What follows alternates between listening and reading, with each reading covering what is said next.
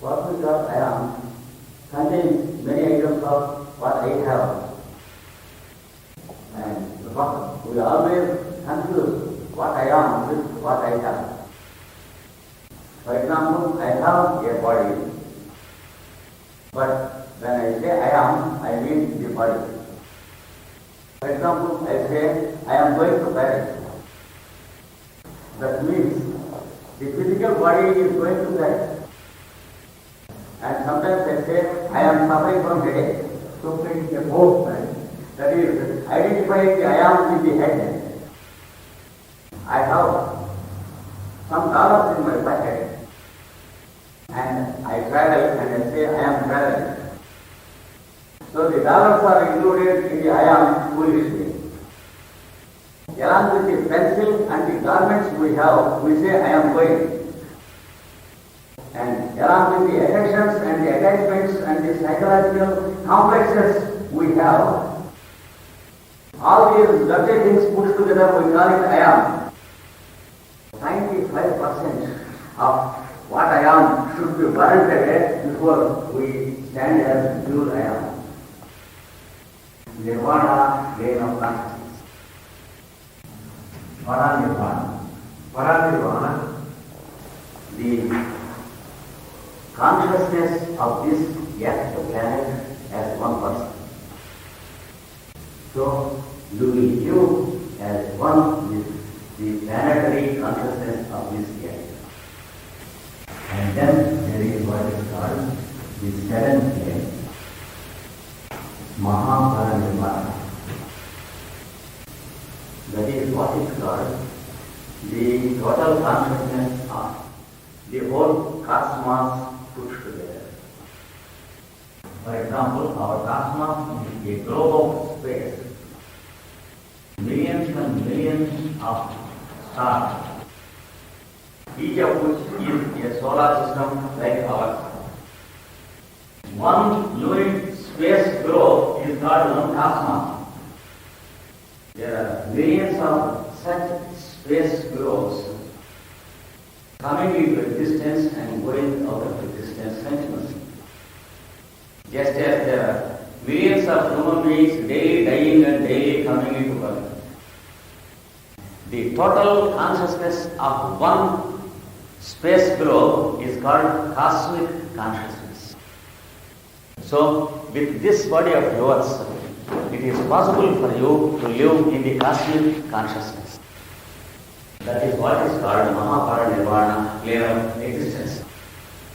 Of course, there are many different names to these different planes of existence.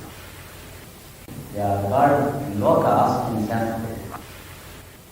Every guru has given a different terminology and names to the same lokas, according to the language that was popular at the time of the guru.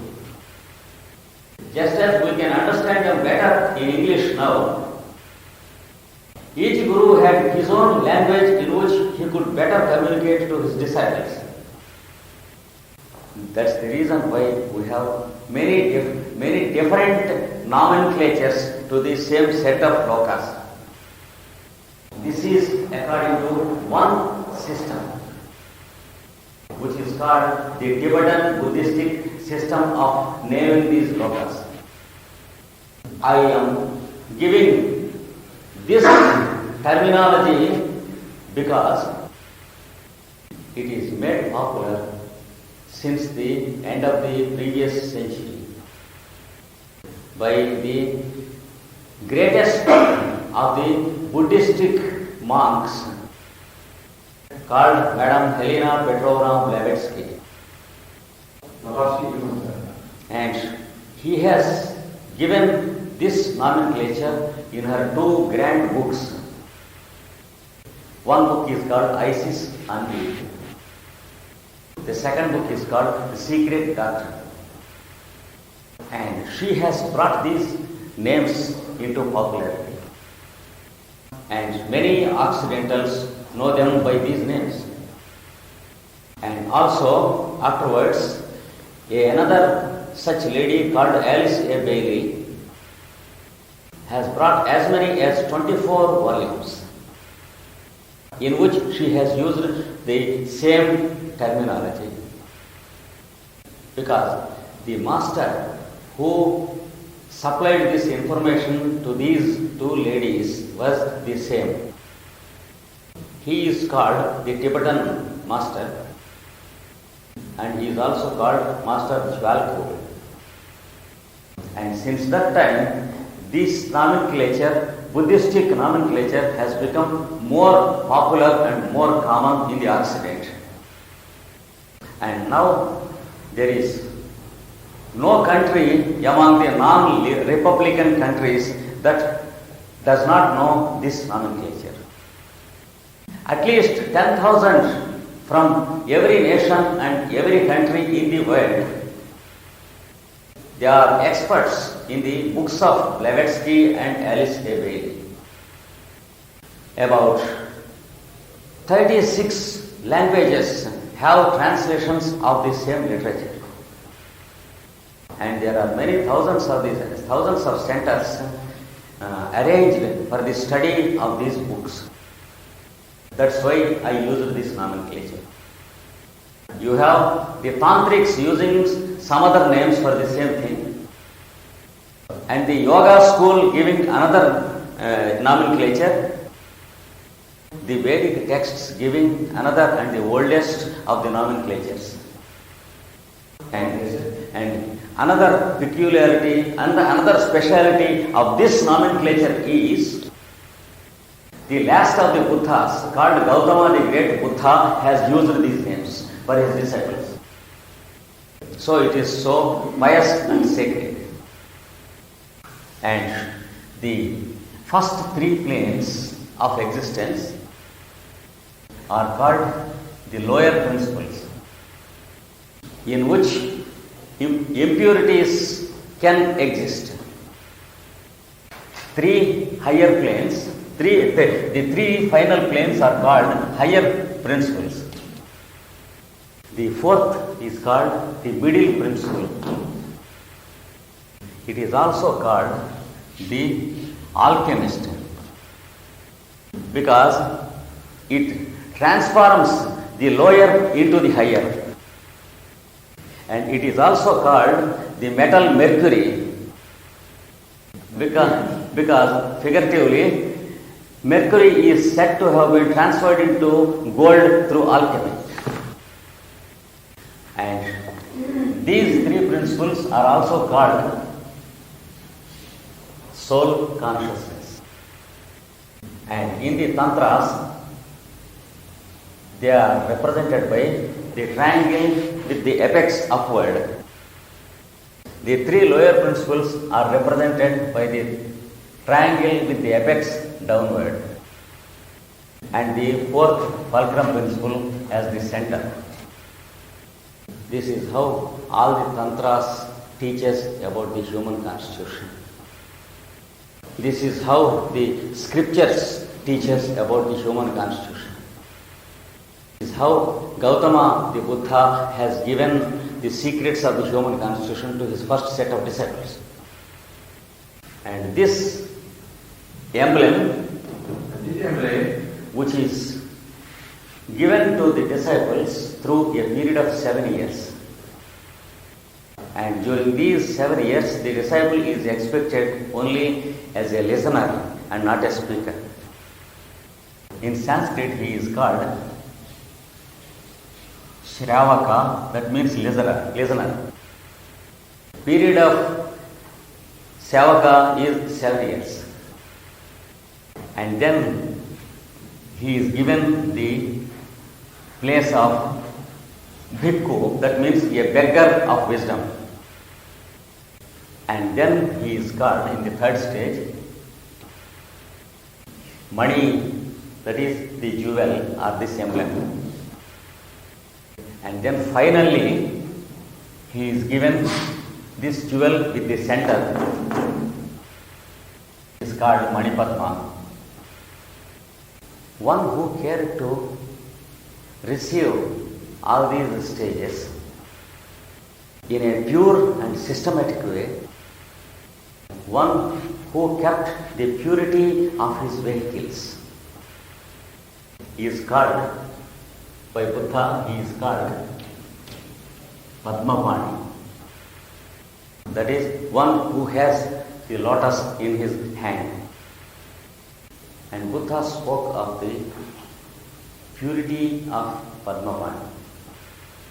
He should have purity of the physical body, purity of the vital body, and purity of the mental body. And the higher three bodies cannot be made impure by anyone any day. And the fourth principle is used to purify the three lower principles. This is, in short, a comparative study of other branches of wisdom with Patanjali's yoga. Patanjali says that the practice of the 8 steps in yoga purifies the 3 lower vehicles. It burns off the impurities and leaves the vehicles pure. That is what he says in his 28th aphorism in the 2nd chapter. And now we will go again to the first of the 8 steps, called Yama. Up to now we have seen Kriya Yoga in Yama. And we are going to the other aspects of Yama. Again, let us take up as A, because the first 3 can be called Kriya Yoga. The first of these is called Ahimsa in Sanskrit. It is translated by 2 different terms by 2 different groups of people. Some people call it non-violence. Some people call it harmlessness. I like the second term because you can be violent without being harmful when you want to help sometimes. Sometimes the mother can be violent with the child because she wants the child to grow and become healthy. For example, Alice Bailey used the term harmlessness because her master Jwalpur always used the same term for ahimsa. So we should practice harmlessness as an attitude. No harm to anyone around you by thought, word and deed.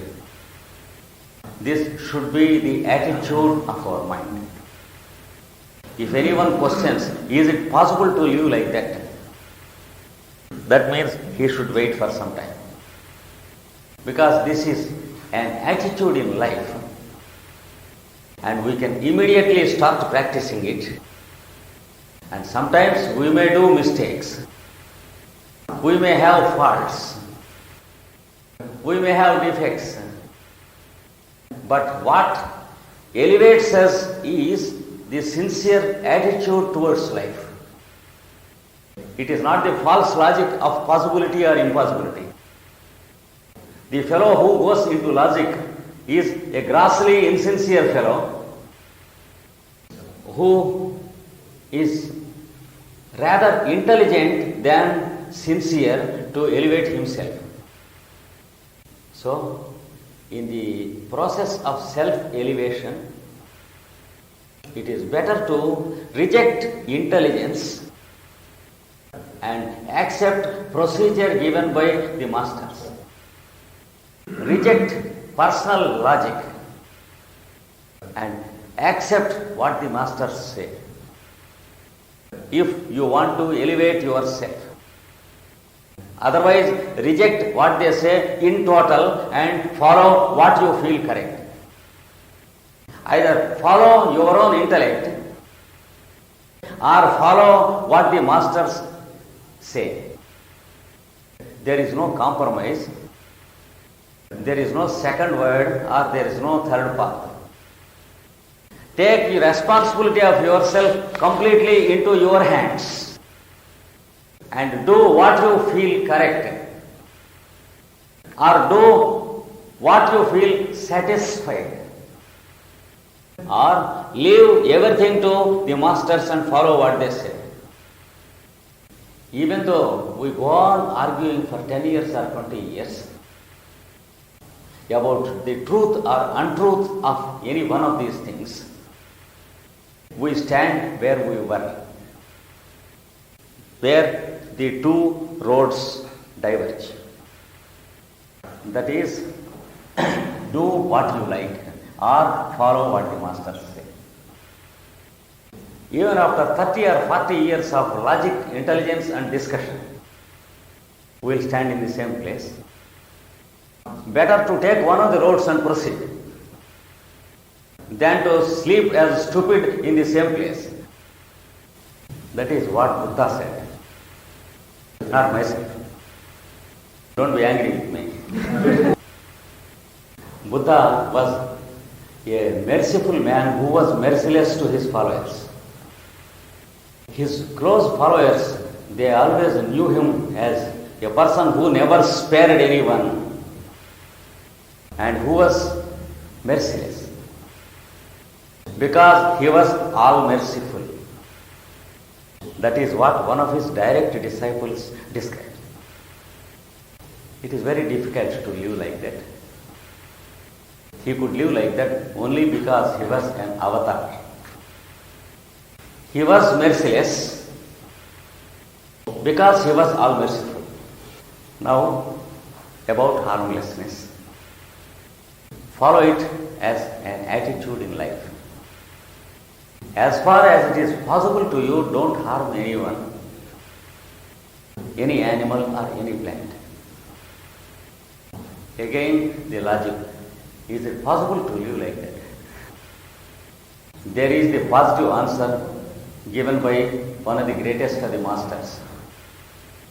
That is, it is immaterial if you eat from the plant or the animal. But it is important that you should stop killing for eating. The same master said, you can have your food through milk, yogurt, butter, etc. without killing the animal. You can have the fruit and the leaf, etc. without killing a plant. That grandmaster is Master Pythagoras. So, if we believe in the path, let us follow them. Or if we believe that it is not possible to follow it, let us postpone yoga to the next birth. No third way. Next aspect. Truthfulness. Be truthful to the world around you. Not only truth speaking, but truthfulness is required. Truth speaking without truthfulness is useless. For example, if tomorrow you play the cassette once again, it reproduces what all I have spoken. So true, because when I cough, it reproduces the cough also. Can we call the cassette a truth-speaking master? So, it is not a truth-speaking, but it is truthfulness. If you promise anything to anyone, you mean it if you do it. That is, be truthful while you are promising him. If you say no, believe that it is not possible and say that it is impossible. Whatever you feel possible, you speak it out as possible. And whatever you feel it possible to do, then you try to do it because it is possible. Whatever you feel impossible, don't be ashamed of as impossible to you. And what you cannot do, you don't be ashamed of accepting that you cannot do it. Don't make others expect something and be disappointed of you. This is what is called truthfulness. Speak what you mean and mean what you speak. And the next aspect, eliminate thieving instinct from you. We think that many people do not have thieving instincts. Only very few people will have. That is true only with the physical level. On the mental and intellectual level, every one of us is a thief to some extent. Suppose you speak some good things.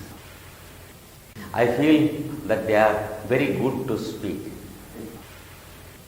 Tomorrow when I go to Paris and I use them in my conference as my own thoughts, and then people begin to admire me and I stand before them as if they are my own thoughts. This is what is called thieving instinct on the intellectual plane, which is more criminal than it is on the physical plane. Because if I want to steal this away on the physical plane, it requires a lot of courage, because I don't know how strongly someone will hit. So I have to stand prepared for many consequences if I want to steal on the physical plane. Whereas on the intellectual plane, no courage is required. This is called thieving instinct.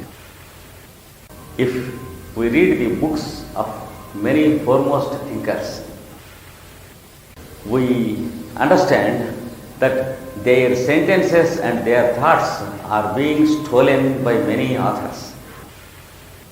For example, the scriptures like the Old Testament and the Gospel, the Bhagavad Gita and the Tripitakas, the voice and the silence. You find a fellow taking one sentence from one of these scriptures, making a big book out of that sentence, not speaking anything of that scripture or the author at all, making a very good book with many colors in printing, throwing the book into the market at a high rate of $10. So he is the greatest of all the criminals on the earth, because he has not the goodness to acknowledge the scripture from which he has taken his matter. If such a fellow begins to practice yoga, even after 20 or 30 years he has no progress. So there should be a purification of the vehicles. And the next step is called purity of sex life. It's called brahmacharya in Sanskrit. The previous one is called asteya in Sanskrit. The previous one is called satya. Ahimsa, satya, asteya, brahmacharya. Brahmacharya is many times wrongly translated as celibacy. And then the students of yoga are terrified. Are we to practice yoga or stop it? Because they have to stop either marriage or yoga. It's not that. Brahmacharya is defined in the scriptures in the following way. Be a complete celibate until 21. Then select a proper mate for marriage, and then be a householder and enjoy sex life, observing monogamy. After you reach 49 years old, again you begin to practice celibacy. This is what is called brahmacharya. The next step is called not accepting gift from others. So many things are necessary for the purification of the vehicles. Don't think that Patanjali is cruel, but he is a doctor and a physician and a healer. He knows what is wrong with us and he knows the treatment. And he asks us to follow only if we want. Otherwise, it's not compulsory even to read his book. So the choice is always left to us. The masters never advertised their books, but they never concealed their secrets when someone came and asked.